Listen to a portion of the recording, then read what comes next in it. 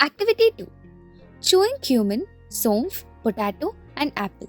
The aim of this activity is to observe how taste is affected by sense of smell, and the materials required would be cumin, saunf, potato and apple.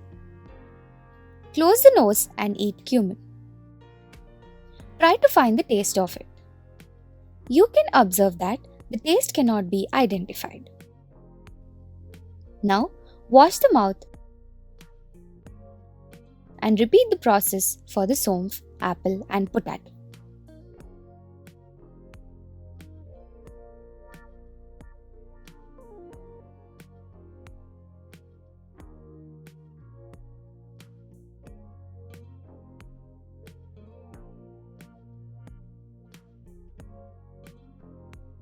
In all the cases, you can notice that the taste of the food is not identified. Since the nose is closed, you are not able to sense the smell of the food, even though your taste buds can recognize the taste of sweet, salt, sour and bitter.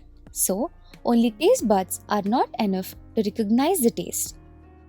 Nose, that is, smell of the food, also plays a vital role in recognizing the taste of the food.